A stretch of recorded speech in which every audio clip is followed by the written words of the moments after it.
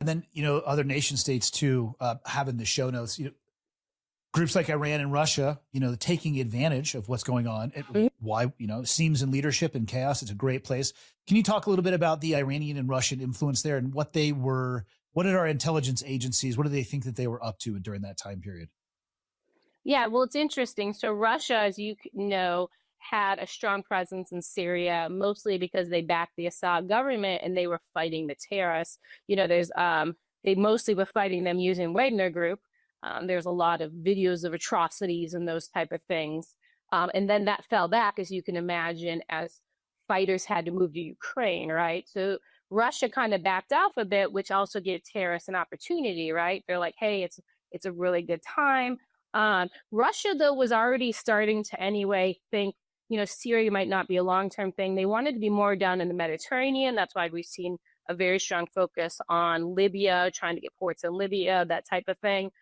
So anyway, that was kind of the Russia angle. The Iran angle was really Iran leaned very heavily into Afghanistan when it fell, to where they even have intelligence bases in the country. They have aligned with both Al-Qaeda and the Taliban, which gets ignored, right? They helped plan the Hamas attacks. They were privy to all the plans for the upcoming Syrian blitzkrieg. So the very strange thing is, all across the U.S. government, when Syria fell to Giuliani, U.S. government's like, oh, Iran is against the ropes, this hurts Iran, when they actually blessed it. They wanted it to happen, right? They wanted to be part of the caliphate that they're in. So there is also just this strange understanding in the U.S. government that they don't understand the enemy Iran to begin with. What would make them think that Iran would be on the ropes? Where are they getting that intel? I think because there has been, as you know, a lot of successful operations against individuals, mostly in the Quds Force and et cetera, that were backing Hamas, backing Hezbollah, et cetera. But what gets lost in the U.S. government is, so obviously under Qasem Soleimani, the Quds Force was who was targeting us, right? Americans, especially if you're talking lethal fears. Well, when Soleimani Soleimani died, that actually moved to a whole other part of the IRGC that the U.S. government completely missed. So it moved to another piece called the Intelligence Organization. And it only moved there because it went to a close friend and mentee of Soleimani named Mohammad Kazemi. So right now, he's the one actually targeting us. So when we say, oh, good, Israel killed all these guys in Quds Force, well, they're not killing anyone in the IO, who are the ones targeting us now. So it's kind of this confusion of even how it's working inside Iran in their intelligence apparatus. So I think we just have a lot of gaps, and that should be concerning to people, especially now as we're negotiating again with Iran. Yeah, and you mentioned, lethal attacks. There have been some recent drone and rocket attacks against U.S. positions, specifically in eastern Syria, it seems like. What do you think is driving those attacks, especially since they are in negotiations, even though that's a term widely used to accomplish nothing sometimes? What do you think, is that just being a little bit of a hornet stinging people? What do you think is the bigger strategy behind those particular attacks? Yeah, I think it's more noise, and then the new Syrian government can come in and be heavy-handed, and then they can prove to the U.S. government, look, we can control this because the goal is, right, for the U.S. government, by the terrorists, to pull out of Syria, and they can have all of Syria like they have Afghanistan.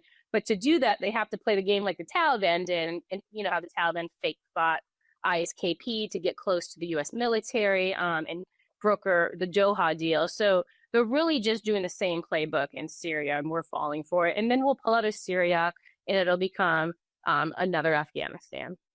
Yeah, I was just going to ask you that too. The Assad regime is gone. And I think a lot of people would say, well, this is a great moment of opportunity for Syria, right? They can be reborn. Or you could look at it and say, this is just another phase of instability that will continue in the instability and make it, kind of along the path that it's going towards. I think I know the answer to this, but which one of those do you think it's going to be? A new moment, shining opportunity for Syria, or just another opportunity of instability? Yeah, unfortunately, Assad was horrible, right? Never should have been in power. But now they're going to shift, and it's going to become an Islamic caliphate. And as you know, that's a horrible life too. So I think just Syrians have another 5 to 10 year period where just nothing gets better, unfortunately, when I think they were excited and were ready, right, for that opportunity, because this war has been going on for a dozen years. But think as we move out and they start making the laws that they want to make under Sharia, life's going to change there a lot. And I really hope Syrians are paying attention to that, and the ones who can get out, you know? Yeah, anybody who spends a little bit of time on Google looking at the doctrine of Sharia law from a Western culture, you're going to get your hair blown back for sure. Maybe your socks off too. I don't know. Whatever metaphor particularly works for you. Iran and then Hezbollah as well. I mean, there's the link between those two. They're still deeply involved in Syria. What do you think that it is that their overall goal is? It seems like it would be to build towards that caliphate. How big of a threat do you think that would be to the U.S.? There's two different questions. There's U.S. interest, and then I guess there's the U.S. in general, which people would probably associate with another terrorist attack like 9/11. What are your thoughts on that? Iran, Hezbollah, what are they trying to do? And then what does this actually look like for security and stability for the U.S.? Yeah, I mean, I don't think they need Syria, right, to project out. I know Hezbollah was working on like joint plans with Al-Qaeda to do an attack actually against U.S. interests in Lebanon. As we know, luckily, Israel took out pretty much the whole operational wing of Hezbollah during one meeting. So luckily, Hezbollah is diminished in an operational way, right? Because if you take out the whole operational branch, it takes a while to build that up. That's, hundreds of years of experience, right? So we are actually in a good position for the first time with Hezbollah in that regard. But Hezbollah has played the long game, right? They have, as you know, started attacks against us in the 80s. They have support networks all over the Americas. And then they have made these alliances over the years, on the other side of the aisle, right? As Sunni and Shias are starting to come together.